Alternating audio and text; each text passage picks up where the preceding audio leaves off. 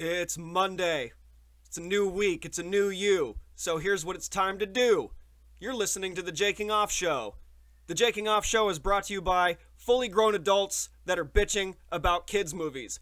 Why the fuck does it matter what a mermaid's race is? Mermaids aren't fucking real. This is a kids' movie. Who cares if Ariel is fucking black? Who cares if Ariel is going to instead pick her hair with a fucking fork? It's an afro pick or whatever. Does she give up and wear a head wrap? I don't know. I'm just curious. I don't know how that shit would go down.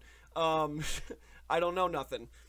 But stop fucking whining. It's a kids movie. Let the little kids enjoy it and let little black girls feel represented for fucking once without trying to shut them down. Fuck you. Get your shit together.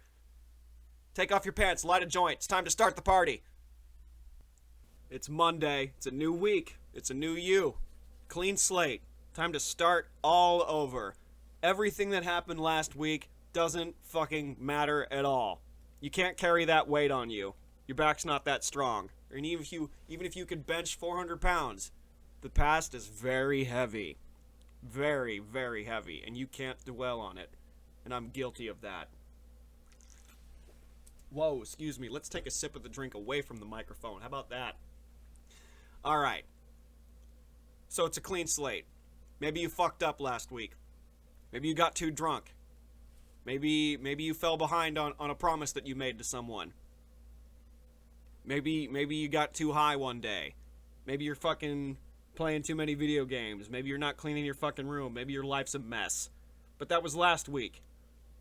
Day one of a new week. It's time to fucking start fresh. Get a notebook out. If you don't have one, get one. Write down your goals.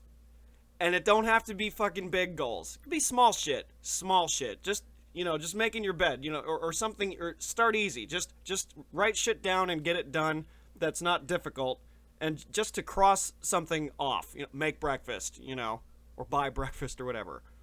Cross it off. You just get in the habit of writing shit down and crossing shit off and erasing it. You'll feel better as a person. Now, it's not going to make you fucking perfect. Not at all. Not by a long shot. You're still going to fail. You're still going to fuck up.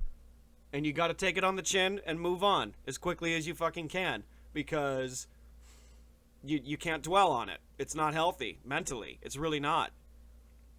So, when you fail, and that's how you learn. You learn by failing a lot. And that's how you get better at stuff. Or whatever. Maybe a joke wasn't funny. Oh, we got to work on that. That didn't do so well on stage. Maybe there's a different way I could say it. Or, oh, I made this dish wrong. What can I do to save it? What can I do to make it better? And then you gotta take it on the chin and move on. Now, the reason why I talk about failure is because I did that big time today. Big time today. And it's not a good way to start my week. But you gotta bounce back from it.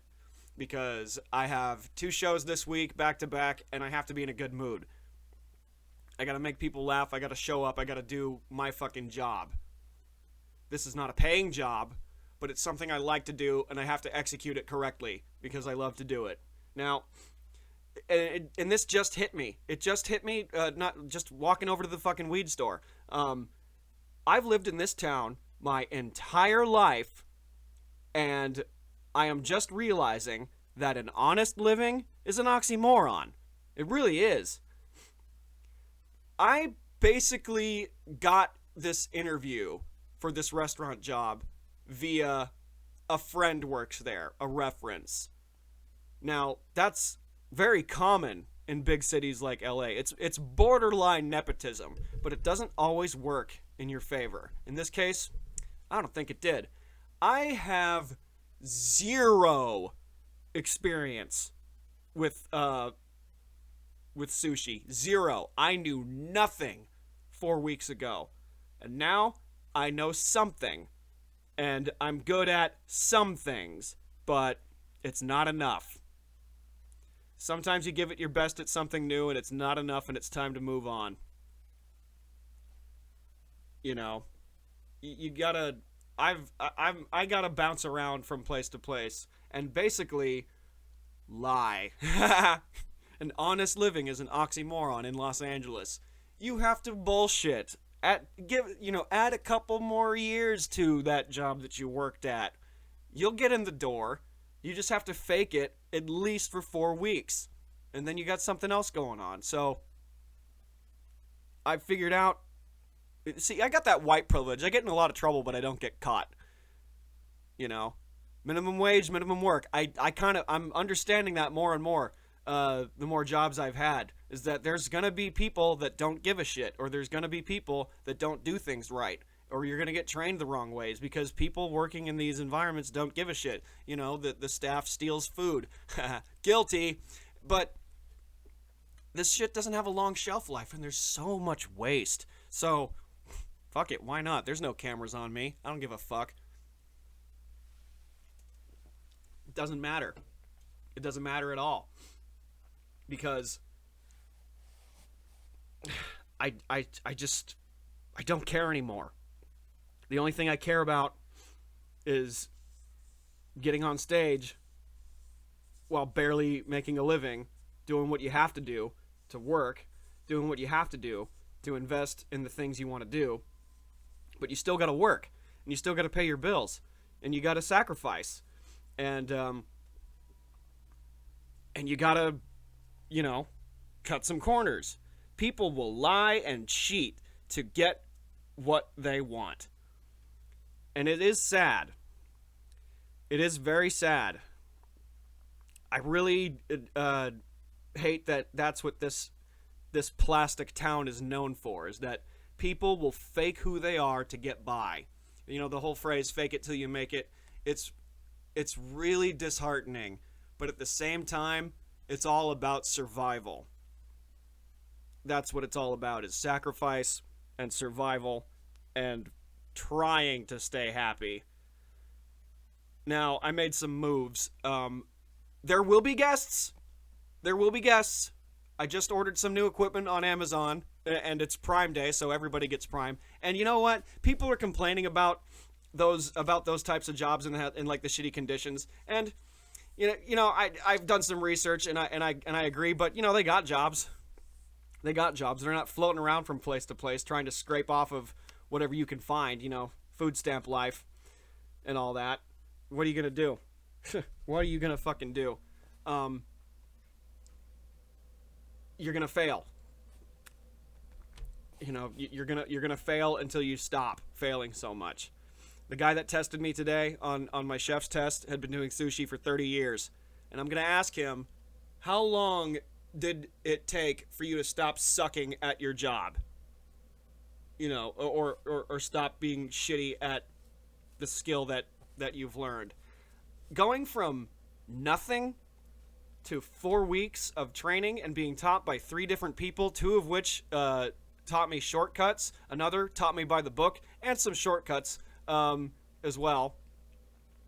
And the guy at the top is kind of a dick, but at the same time I understand, because this is also a guy that wants me to learn how to do it right. And you learn how to do something right, and then you learn the shortcuts if you have to. It's the reverse. I don't quite understand it. If it gets done and it looks good, who cares about how long it takes? But I don't know. That's just me. I feel like I've been given too high of an expectation. And I do that to myself, and when I undercut that, or when I don't meet that expectation, I get very disappointed, and I get very self-critical, and I get really down on myself. And it's not good.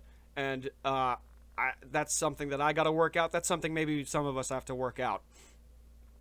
But I've been given a very high expectation to pass this test, from knowing nothing to knowing a little. And I can't...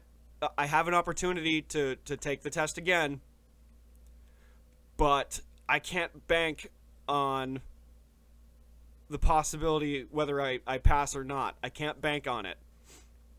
So I am immediately looking for something else to do.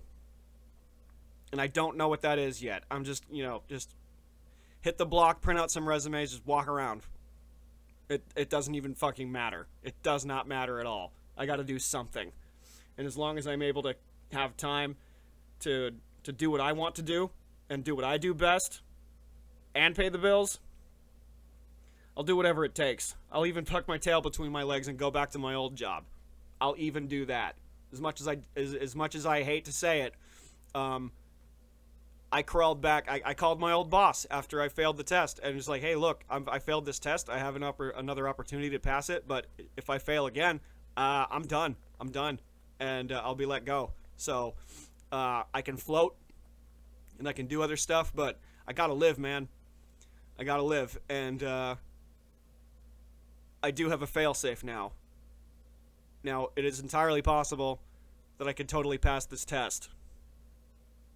In fact, I know I can, but I'm not 100% sure on it. There was a lot of pressure that I caved in and fucked up on.